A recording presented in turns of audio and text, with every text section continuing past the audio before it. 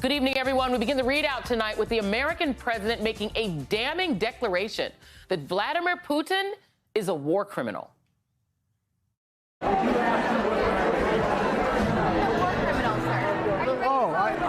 think he is a war criminal. This comes after a bipartisan show of support for Ukraine on Capitol Hill today, where President Volodymyr Zelensky received a standing ovation after his impassioned address to Congress. As a former actor, who I should note also holds a law degree, he demonstrated his capacity for the performative aspects of leadership and persuasion, delivering an eloquent and urgent appeal, not just to the U.S. government, but to the American people.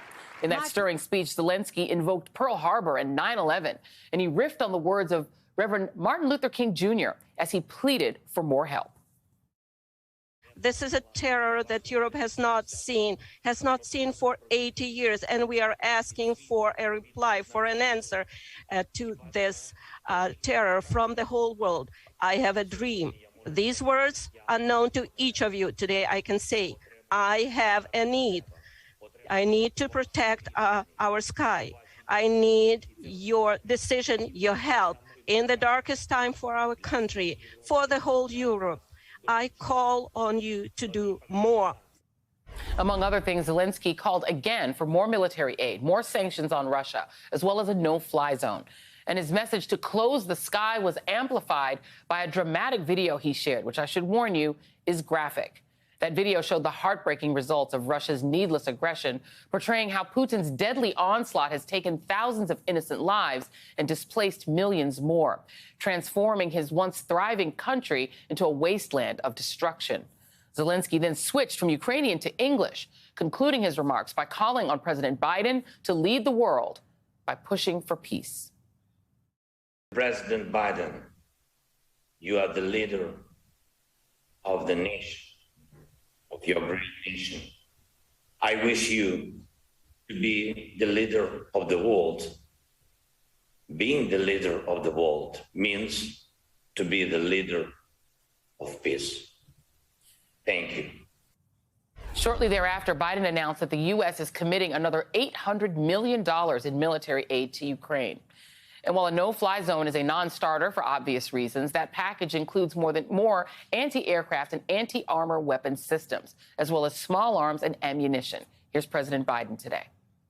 The United States and our allies and partners are fully committed to surging weapons of assistance to the Ukrainians. And more will be coming as we source additional stocks of equipment that we're ready to transfer. This is a struggle that pits the appetites of an autocrat against humankind's desire to be free. And let there be no doubt, no uncertainty, no question. America stands with the forces of freedom. Today's aid package also includes a new weapons system that could give Ukraine the tactical advantage they need to turn the tide. As NBC News reports, the administration is sending U.S.-made killer drones called Switchblades, which are described as cutting-edge guided missiles that can accurately target Russian forces from miles away. They're small and lightweight enough to launch from a tube and are also known as loitering missiles because they can be steered around objects until the right time to strike. And though the U.S. is providing only 100 at the moment, that kind of technology could be a game changer for Ukrainian forces. It would appear that the aid package today is consistent with President Biden's view that more overt involvement by the U.S. could backfire and widen the conflict. But while Zelensky was asked about that concern in an interview with NBC's Lester Holt, he chillingly suggested that another world war might already be upon us. President Biden has been very clear. He's worried about provocations that could trigger World War III. Do you understand his concern there, and do you agree that it wouldn't take much to end up in World War III? Well, nobody knows whether it may have already started. Nobody would be able to predict when the full-scale war would start and how it will end and who will put an end to that. In this case, we have the whole civilization at stake. Joining me now is Congressman Eric Swalwell of California and Oleksandra Ustinova, a member of the Ukrainian parliament. And I want to start with you, Minister Ustinova. So this was an obviously stirring speech I think your president has the vast majority of the United States well on his side. Most of Americans are well on the side of Ukrainians. But you've been here in this country talking with members of Congress, talking with people in the House and Senate since this war began. I know you have family back home, so this is personal. Obviously, this is your country at stake. Do you feel that the U.S. has been sufficiently persuaded to give Ukraine what it needs, given what you heard from the president today? So the first package of sanctions, when it came out, to be honest, Ukrainians were disappointed because we did not have the arms we needed to fight. We did not have the economic sanctions. There was an exemption for oil and gas, which is fixed now. And there was not enough banking sanctions because it was 7 out of 300 banks on the SWIFT list that were cut off the SWIFT. It's getting better now because I think we had proved as Ukrainians to the whole world that we can fight. And we're not going to leave. We're not going to surrender. And our president is staying, the parliament is staying, the government is staying in Kyiv, and we will fight till the last blood. The support we received today, this package that President Biden announced, it is very helpful, but this is not enough. I'll be honest with you. We keep asking for the jets. I will explain what it means. So we can stop Putin on the ground. So we've been very effective fighting their tanks, their vehicles, their army. But unfortunately, the biggest problem for us is the sky. And that's why the president and every Ukrainian keeps begging for the no-fly zone. You won't believe it, but every kid in Ukraine knows what a no-fly zone is. We had 1,000 people shelled. It was women and children hiding in the bomb shelter, shelled to death. We cannot even get them out in Mariupol city. 1,000 people with one bomb. To stop the bombs, we have to stop the jets. Jets can be stopped with the jets. You cannot stop a jet with a Javelin or a Stinger or a drone. You need another plane to shoot the plane. Also, we have a big problem with the missiles coming.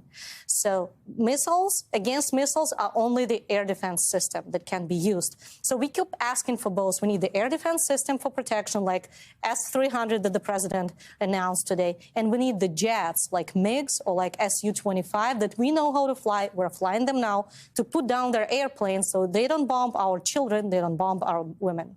And, you know, Congressman Swalwell, you've heard that. And I know that you've obviously heard the appeals as well. You were in the well of Congress to hear this stirring speech by President Zelensky. And when he's saying close the skies, that's what he means. You know, what you just heard this wonderful young woman, this MP, describe. I think for a lot of Americans, they can't understand why we wouldn't just hand over the jets. If that's what they need, why don't we just give it to them? We should give them the jets. We should give them the tools to effectively enforce their own no-fly zone. So anti-aircraft capabilities.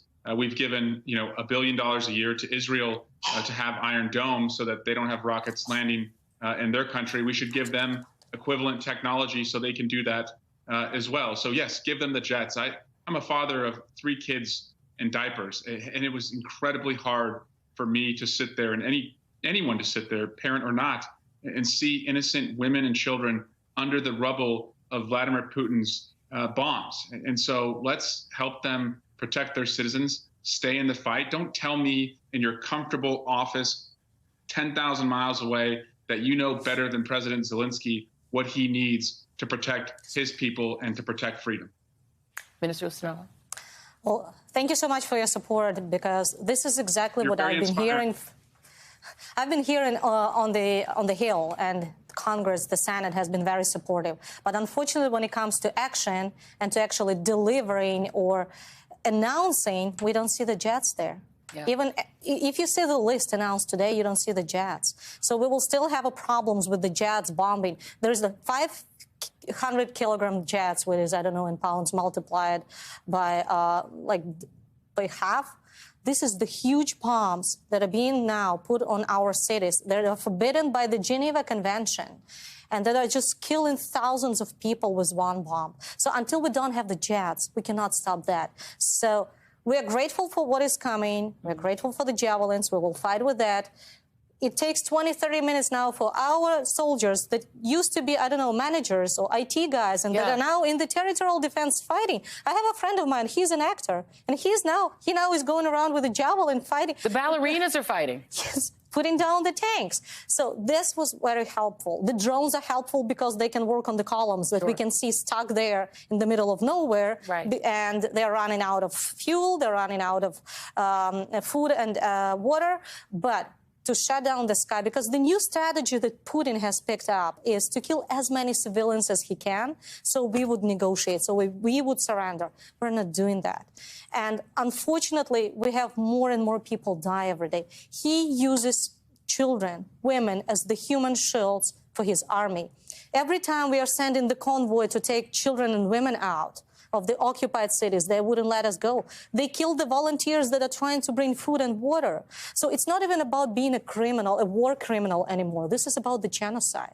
He literally wants to kill the Ukrainian nation. And that's what he's been declaring before. He kept saying we have to do a total denazification, which means we have 40 million of people who are Nazis, and we have to what? 40 million have to commit a collective suicide or something?